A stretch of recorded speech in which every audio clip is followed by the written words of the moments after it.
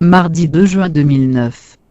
Aller vers les autres ne va pas de soi, pour les psychotiques stabilisés, tant subsiste le sentiment paranoïde chez ces derniers d'être en permanence jugés, et ainsi de se sentir rejetés.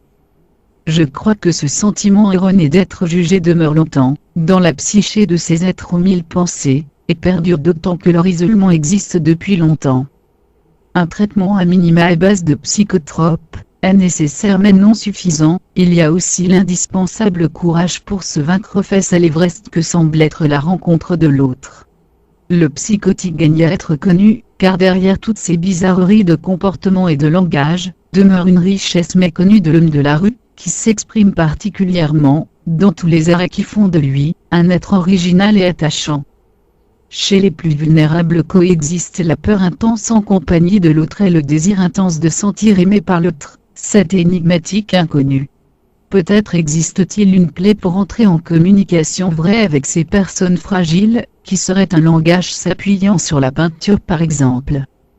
Je me suis toujours interrogé sur le langage très simple et spontané des autistes, et la possibilité de s'inviter dans leur monde, de leur apporter rire et chaleur, au niveau qui est le leur. Je me souviens du petit autiste Lionel, qui se racontait en boucle certaines scènes de séries américaines, et aussi les paroles de soignants. Raccrochez le téléphone Lionel, raccroche. Mercredi 3 juin 2009. Les difficultés rencontrées par les schizophrènes stabilisés pour trouver du travail, s'accroissent du fait de la conjoncture actuelle. J'imagine la difficulté des commerciaux travaillant en atelier protégé pour trouver des commandes. Sauf quelques gestes d'entreprise acceptantes, un surcoût dans l'achat d'enveloppes ou de bloc-notes, rien ne peut motiver une société à acheter 4 fois le prix de produits vendus en grande surface. C'est bien un geste de solidarité d'entrepreneurs non regardant dès lors. Cette configuration commerciale se retrouve dans la logique du commerce équitable. Accepter de payer plus pour faire travailler les plus pauvres dans les pays lointains. Si le réflexe consumériste de l'Homo sapiens du 21e siècle ne change pas la misère du tiers-monde, s'accroîtra sans cesse et plongera le monde occidental vers une misère de la fraternité. La crise financière actuelle peut être à cet égard salutaire, car elle fait apparaître les terribles dysfonctionnements de l'économie des pays riches. Et ces grands de ce monde savent qu'ils ne peuvent que compter sur un changement radical du fonctionnement boursier pour sauver la planète. En attendant, le chômage explose dans la plupart des pays occidentaux, et retrouver du travail n'a jamais été aussi dur pour celui qui s'inscrit à la NPE. Les politiciens voient une reprise de l'économie en 2010, en attendant des géants de l'industrie aux USA, comme General Motors dépose le bilan, en dépit de milliards de dollars injectés par le gouvernement américain. Voir le positif dans toute situation noire, n'est pas facile mais est un exercice nécessaire pour construire l'avenir, c'est-à-dire l'après-crise.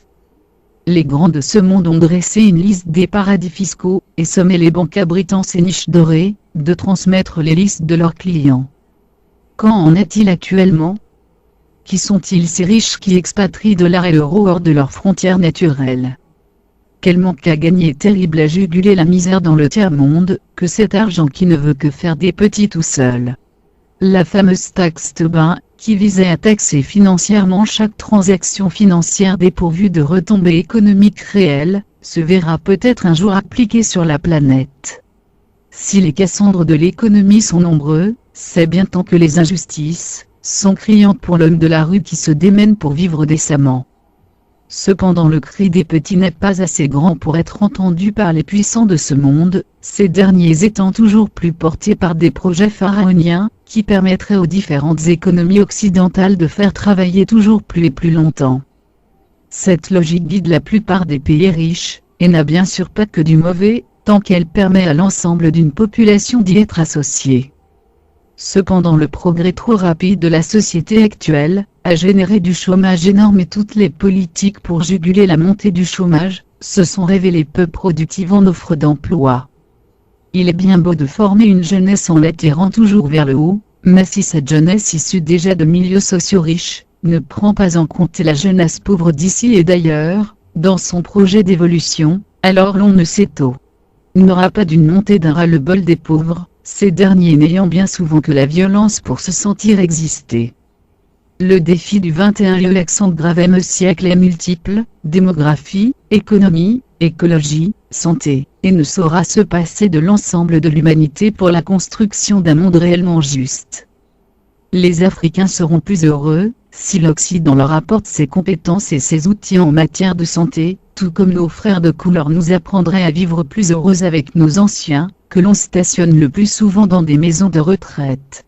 Les grands des mondes spirituels se réunissent pour parler de la paix, pour mettre en application ce que leurs maîtres respectifs leur ont enseigné.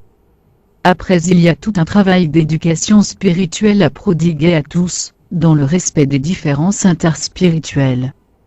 L'école est ce lieu privilégié où petits et grands se rencontrent pour travailler à l'évolution de chacun.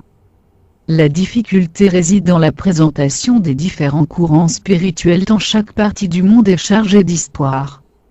En France, la laïcité permet cette présentation, du fait de la séparation de l'Église et de l'État, histoire de foi et de loi. Se nourrir et se loger n'est plus une priorité pour un Français moyen, mais est le rêve de millions de gens dans le monde.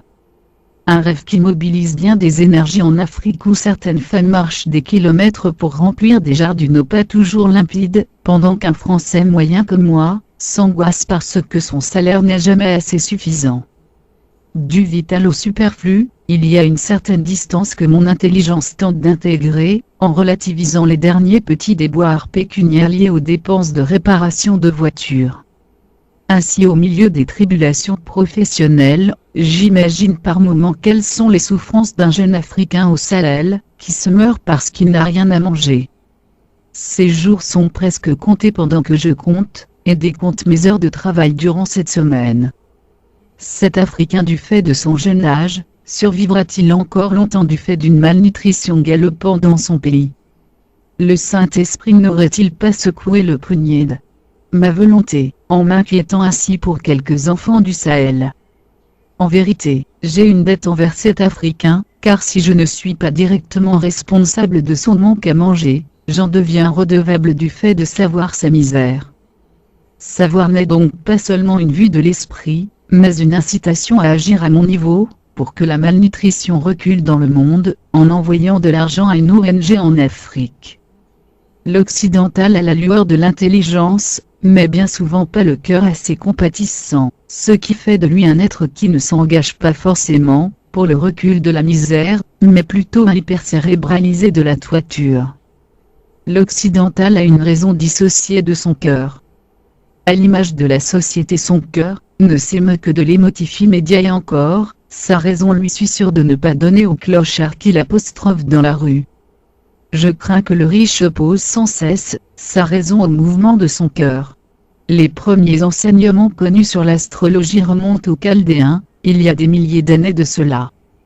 L'astrologie a encore ses fidèles aujourd'hui dont je fais partie. C'est pour moi le moyen le plus rapide pour connaître son caractère, les outils à sa disposition pour avancer dans la vie, et aussi ce dont il faut se méfier.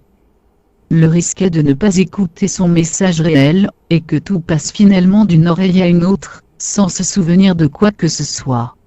Soleil en Cancer et ascendant en Vierge font de moi un garçon vulnérable, sensible et courtois, du fait de Mercure en Cancer en maison 11 comme planète gouvernante. Je suis guidé dans la vie par des projets qui sont issus tout à la fois de la raison et du sentiment, sous-tendus par une sensibilité issue des sensations personnelles. La position de lunastre, dont le quoi est la sensibilité et l'humeur.